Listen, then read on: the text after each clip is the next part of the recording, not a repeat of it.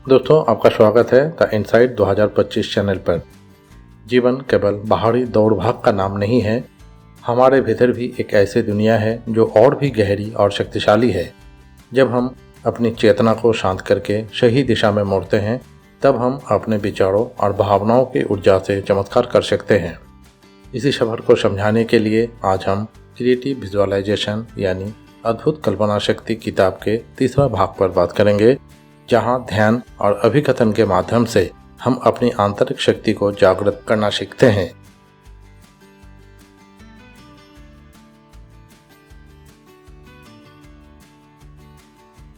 किताब के इस तीसरा भाग को 8 हिस्से में बांटा गया है। पहला, ऊर्जा का प्रवाह। सबसे पहले समझना जरूरी है कि ऊर्जा हर समय प्रवाहित होती रहती है। जैसे नदियाँ बहती है, वैसे ही हमारे भीतर जीवन ऊर्जा लगातार बह रही है। जब हम सकारात्मक सोचते हैं तो ये ऊर्जा रचनात्मक दिशा में जाती है, लेकिन नकारात्मक भावनाएं इसे अवरुद्ध कर देती है। ध्यान हमें इस प्रवाह को शुद्ध और संतुलित बनाए रखने की कला सिखाता है। और जब हम इस प्रवाह को गहराई से महसूस करने लगते हैं, तब अगला कदम होता है हमारे ऊर्जा चक्रों को पहचानना और उसे खोलना। हमारे शरीर में कई ऊर्जा केंद्र होते हैं जो जीवन ऊर्जा के प्रवाह को नियंत्रित करते हैं। जब ये संतुलन में होते हैं तो मन शांत रहता है, शरीर स्वस्थ रहता है और सोच स्पष्ट होती है। लेकिन जब इनमें रुकावट आती है तो व्यक्ति बेचैनी, तनाव और नकारात्मकता महसूस करता है। इसलिए ध्यान और श्वास प्रश्वास के अभ्यास से इन केंद्रों को संतुलित करना बहुत जरूरी होता है। इस ऊर्जा चक्र को खोलने के लिए एक छोटा सा ध्यान का कल्पना करते हैं। आप इसे दिल में सोचिए। सिर के ऊपर उजली रोशनी की कल्पना करें और 5 गहरी सांसें लें। अब गले पर ध्यान दें। सुनहरी रोशनी बाहर फैल रही है। छाती से चमकता प्रकाश महसूस करें। नाभि पर रोशनी को बहने दें। पेट के नीचे से प्रकाश निकलता हुआ देखें और पैरों के पास ऊर्जा के प्रवाह को महसूस करें। अब जब आपका मन और शरीर हल्का महसूस कर रहा है, तो चलिए अगले कदम की ओर बढ़ते हैं। हम सबको जीवन में एक मानसिक आश्रय स्थल की आवश्यकता होती है, एक ऐसी जगह जहां हम सुरक्षित और शांत महसूस करें। आप चाहे तो इसे अपने कमरे का कोई कोना बना सकते हैं या फिर केवल कल्पना में एक सुंदर स्थान रच सकते हैं, जैसे पहाड़ों के बीच कोई कुटिया या समुद्र किनारे कोई शांत कोना। जब जब आप ध्यान में बैठेंगे, ये आश्रय स्थली आपको गहरे विश्राम और आंतरिक शक्ति से जोड़ देगी। और इसी आंतरिक स्थान से जुड़ते हुए अक्सर हमें लगता है कि कोई अदृश्य मार्गदर्शक हमारी राह दिखा रहा है।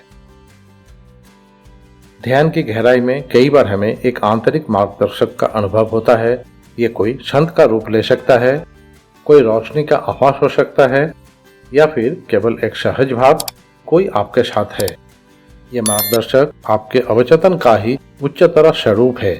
जब भी आप उलझन में हो, इस आंतरिक गुरु को पुकारे, आपको दिशा और सुकून दोनों मिलेंगे। अब जब मार्गदर्शक हमें मार्ग दिखा चुका है, तो अगला कदम है अपनी इच्छाओं को ब्रह्मांड तक पहुंचाना। अब लेखक द्वारा बताए गए गुलाबी बुलबुले की तकनीक के बारे में समझते हैं। ये तकनीक बहुत सरल लेकिन अद्भुत है। आराम से बैठे या लेटे, धीरे धीरे सांसें लें और विश्राम करें। अब उस चीज की कल्पना करें जिसे आप अपने जीवन में प्रकट करना चाहते हैं, मानो वो पहले से ही हो चुका है। फिर उस कल्पना को एक गुलाबी बुलबुले में रख दीजिए। गुलाबी रंग हृदय का रंग है, जो प्रेम और करुणा से भरा होता है। अब कल्पना कीजिए कि ये बुलबुला धीरे धीरे आकाश में ऊपर उठ रहा है और ब्रह्मांड में विलीन हो रहा है। इसका अर्थ है कि आपने अपनी इच्छा ब्रह्मांड को सौंप दी है। अब वो ऊर्जा आकर्षित करके सही समय पर आपके पास लौट आएगी। और जब हम अपनी कल्पनाओं को यूं ब्रह्मांड को सौंप देते हैं, तो ये प्रक्रिया अपने आप उपचार और शांति का कारण बनने लगती है। इस भाग का छठा हिस्सा ध्यान के बारे में है। ध्यान केवल इच्छाओं को पूरा करने का साधन नहीं है, ये हमारे शरीर और मन को चंगा करने की शक्ति भी रखता है।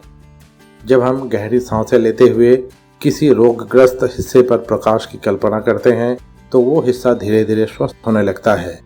कई शोधों में ये सिद्ध हो चुका है कि ध्यान और सकारात्मक चित्रण से रोग प्रतिरोध क्षमता बढ़ती है और तनाव कम होता है, और यही ऊर्जा हमें प्रार्थना और आवाहन की गहराई तक ले जाती है।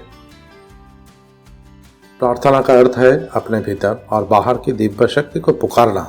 जब हम सच्चे मन से प्रार्थना करते हैं तो हम अपनी सीमाओं को पार करके उस अनंत शक्ति से जुड़ जाते हैं। ये केवल शब्दों का उच्चारण नहीं है, बल्कि विश्वास और आत्मसमर्पण की अवस्था है।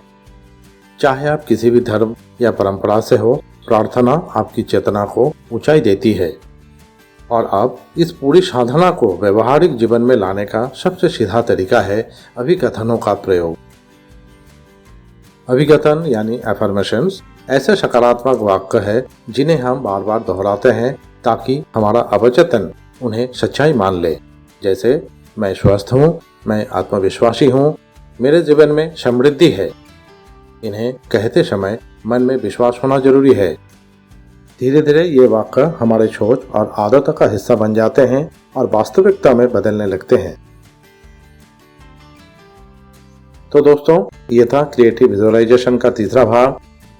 ध्यान और अभिकथनों के ये अभ्यास हमें सिखाते हैं कि हमारी आंतरिक दुनिया कितनी शक्तिशाली है।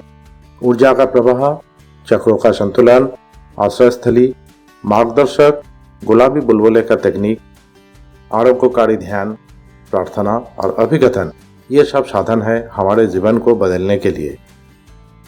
इस पुस्तक की सबसे बड़ी उपयोगिता ये है कि ये हमें सोचने की नई दिशा देती है और हर परिस्थिति में सकारात्मक व रचनात्मक दृष्टिकोण बनाए रखने की प्रेरणा देती है। याद रखिए, चमत्कार कहीं बाहर नहीं बल्कि आपके भीतर जन्म लेते हैं, बस जरूरत है उन्हें जगाने की। किताब के चौथा और अंतिम भाग के साथ आपका साथ दोबारा मुलाकात होगा। अगर आज का वीडियो में दिए गए जानकारी आपको पसंद आया तो वीडियो को लाइक करें, शेयर करें, चैनल द इनसाइट 2025 को सब्सक्राइब जरूर करें। स्वस्थ रहे, खुश रहे, परिवार का हमेशा ख्याल करें। धन्यवाद।